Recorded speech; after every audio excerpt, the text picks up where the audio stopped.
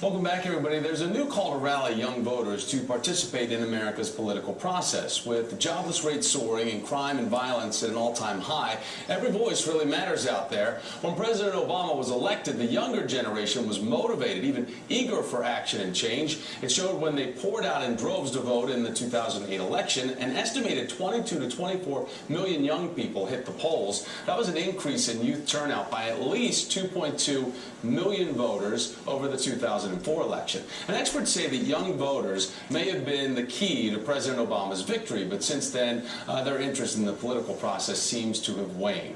We're going to talk about that now with the two guests we have in studio with us. We have Chuck Creekmuir, is with allhiphop.com, and Rob Bico Baker is an executive director of the League of Young Voters. Gentlemen, thanks for your time. We appreciate you coming in today because I know it's really cold outside. Thanks, so explain to us, Chuck, I want to start with you. What happened? We saw this surge of the youth vote and people coming out that wanted to affect change. Why has that dissipated over the last 2 years? Well, I think that obviously 2009 was a special period of time. I think that a lot of people were very disenfranchised with the previous 8 years and some of the things that they had witnessed under the previous president's administration. And I think that a lot of people were motivated to see a definitive change going forward. And I think Obama was a perfect storm in that he had the right messaging. He also had the right method of reaching the youth. And he was a youthful face himself. And since then, obviously, we've seen that it has been a pretty difficult struggle for a lot of people and a lot of families and folks across the country. And I think that that has caused people to feel that change is perhaps not as easily attained. Okay, and I think that all of us would agree that midterm elections, they never really pull out the masses that come out for the votes. But Pico, would you say that there's been a general lack of interest in the political process, maybe because people have felt a little bit helpless, especially as we've struggled through the economic times we've been?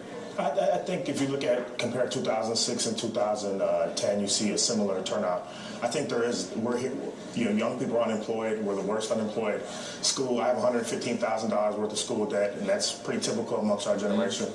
But I think if young people do not continue to push the conversation, we don't continue to push the narrative, it's not going to get better, and that's what we're trying to do tomorrow with our event with All Hip Hop. All right, so for this event tomorrow that you guys are working together in coordination, Chuck, explain, is this to try to raise the level, I guess, of awareness for young voters, but also to re-engage them in the process? Because maybe we're not, most of us aren't feeling that engaged in the process. Definitely. I mean, I think for one thing we're trying to do is we're trying to start early.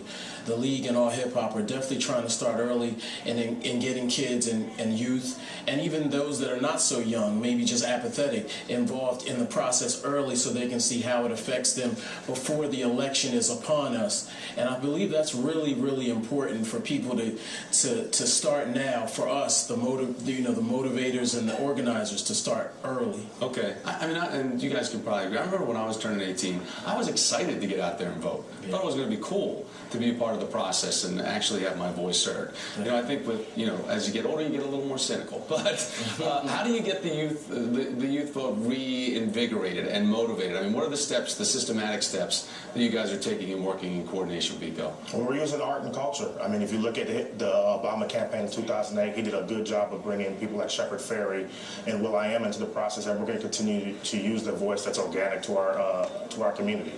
If we do that, I think we'll be able to raise up awareness and get people engaged, because I don't think everybody is disenfranchised. I think a lot of people are engaged. And you guys are going to have a State of the Union panel? Yes. Following the State of the Union address, correct? Mm-hmm. A viewing party and then a panel afterwards. And how also are you guys encouraging social media? I mean, how much are you guys using Twitter and Facebook and all of the different ways to connect out there nowadays? Wow. Constantly. I mean, our whole team is tweeting, and Chuck's team is tweeting constantly. You've been tweeted a whole bunch by our team today. I've seen that, yeah.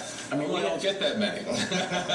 We've got to get the kids where they are. We have to find them where they are and then engage them from there. Well, I wish you guys the best of luck with this. Chuck Creekmuir and Rob Bico Baker, thanks for coming in today, guys. Thank you. We appreciate it. Thank you. All right, so if you